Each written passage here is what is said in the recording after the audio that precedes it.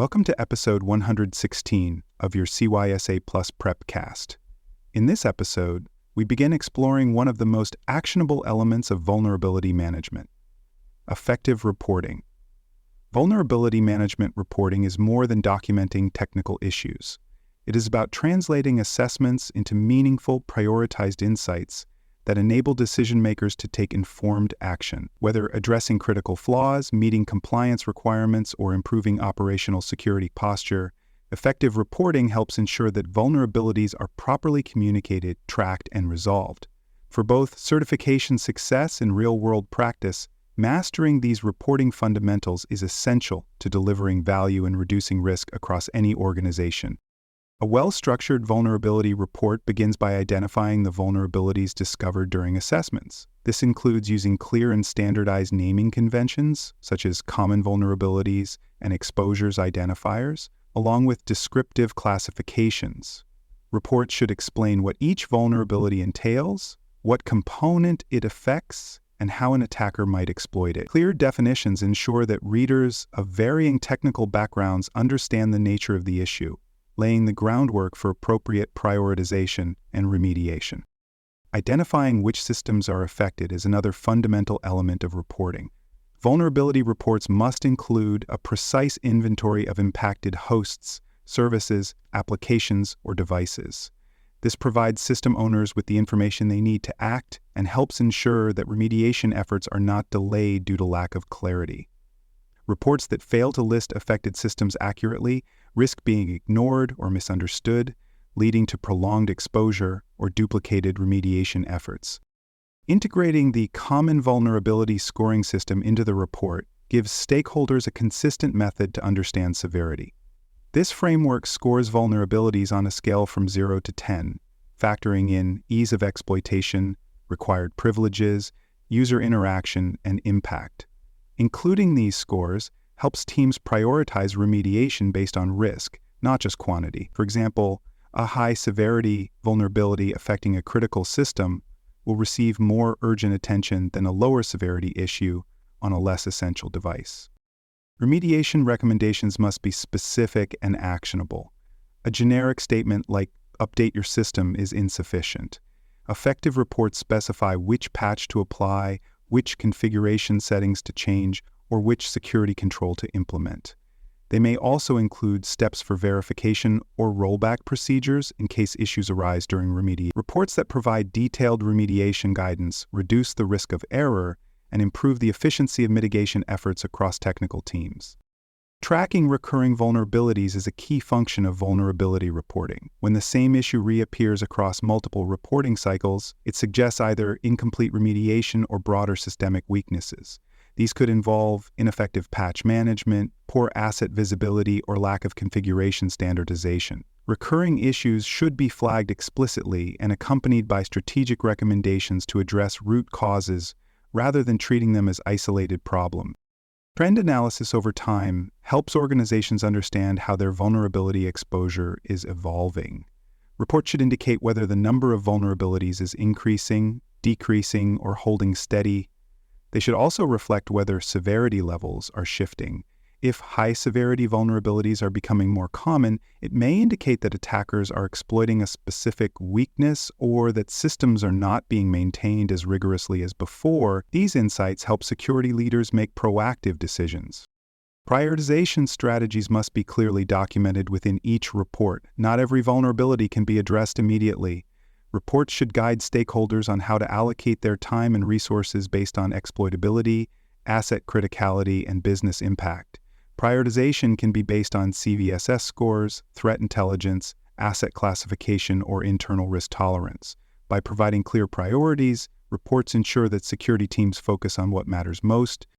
Regulatory implications must be part of any thorough vulnerability report. For example, if a vulnerability affects systems that store personal health data or financial records, failure to remediate it in a timely manner could lead to non-compliance with laws such as the Health Insurance Portability and Accountability Act or the Payment Card Industry Data Security Standard.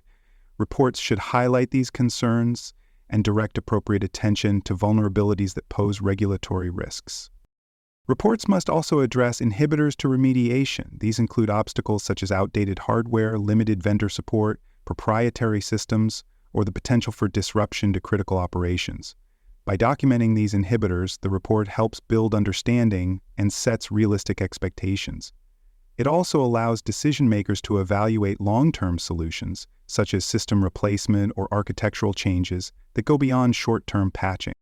Finally, vulnerability reports must identify and target the right audiences. A report written for a security analyst will look different than one intended for an executive or compliance officer. The report should segment information accordingly, offering summaries, technical details, and risk implications in formats that each stakeholder can act on. Effective communication is not just about what is reported, but how it is presented and to whom. For more cyber-related content and books, please check out cyberauthor.me. Also, there are more security courses on cybersecurity and more at baremetalcyber.com. Advanced vulnerability reporting builds on foundational elements by incorporating metrics and key performance indicators that measure program effectiveness over time. These metrics provide context beyond the presence of vulnerabilities, helping stakeholders assess the health of the vulnerability management process. Common metrics include the average time taken to remediate vulnerabilities, the number of critical issues resolved in a given period, and the frequency of recurring flaws. These indicators help demonstrate progress, identify bottlenecks, and guide resourcing decisions. Without clear metrics, it becomes difficult to determine whether remediation efforts are keeping pace with threats. Visual elements significantly enhance the clarity and impact of vulnerability reports. Heat maps, dashboards, and trend charts can help busy stakeholders quickly grasp the severity and spread of vulnerabilities across departments, regions, or systems. Color-coded risk matrices and asset heat maps offer intuitive overviews of where the most urgent attention is needed. Dashboards can also be configured to highlight performance over time, such as reductions in average remediation time or declines in high-severity findings. These visualizations support more effective communication and speed up the decision-making process.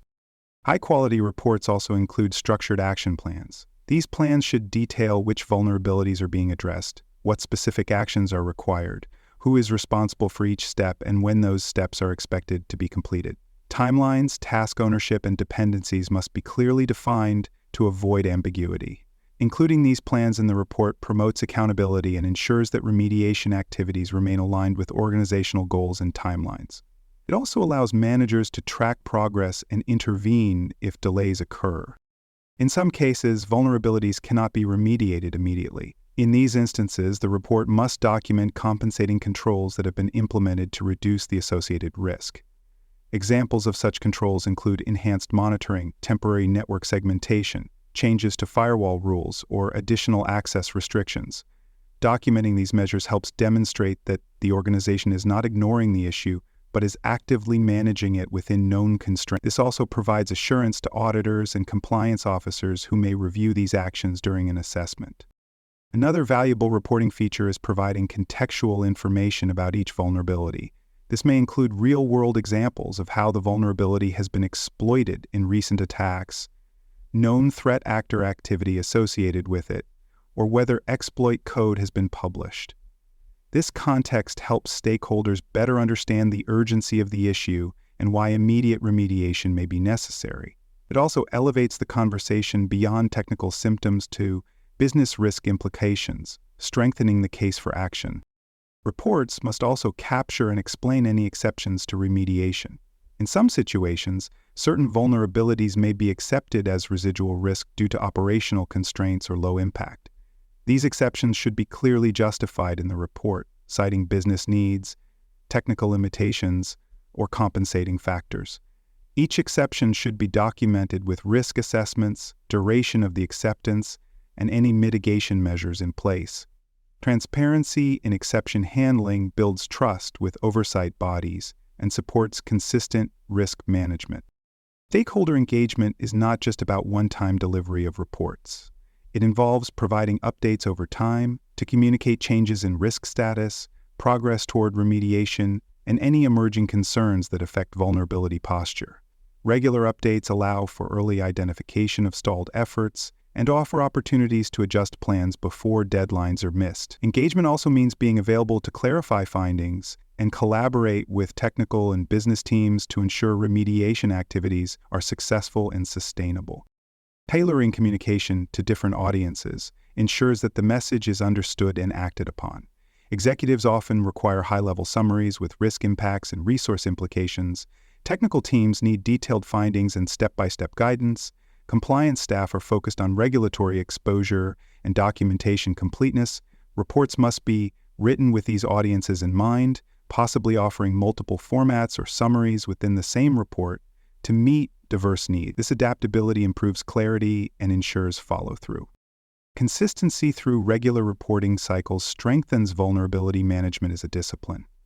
Weekly, monthly, or quarterly reporting helps reinforce accountability and creates a culture of visibility. Feedback loops allow security teams to refine data collection methods, improve report formats, and respond to stakeholder needs more effectively. Continuous reporting also helps detect trends, such as increasing risk in certain business units or repeated misconfigurations. This regular cadence ensures that vulnerability management is viewed not as an isolated event, but as a continuous business function. Finally, vulnerability reporting must integrate with the organization's broader governance, risk, and compliance framework. Reports should feed into enterprise risk registers, align with internal audit cycles, and support compliance reviews. This integration ensures that vulnerability data is not siloed within the security team, but is used to inform enterprise-wide decision-making. Reporting practices should also align with organizational policies on acceptable risk levels, response timelines, and escalation thresholds. When vulnerability reporting is embedded in governance processes, it contributes meaningfully to strategic security planning. To summarize episode 116, effective vulnerability management reporting transforms raw assessment data into structured, prioritized, and actionable insights. Strong reporting practices ensure vulnerabilities are understood, contextualized, and communicated in a way that drives meaningful action. From metrics and visualizations to action plans and stakeholder engagement, high-quality reporting supports transparency, accountability, and continuous improvement. Mastering this skill prepares you for success on the CySA Plus exam and positions you as a valuable asset within any cybersecurity team. Thanks for listening. To learn more about cybersecurity, please visit baremetalcyber.com. There you will find best-selling books, videos, and even more free cybersecurity training courses. Please subscribe to the Prepcast and our various podcasts. And thanks for listening.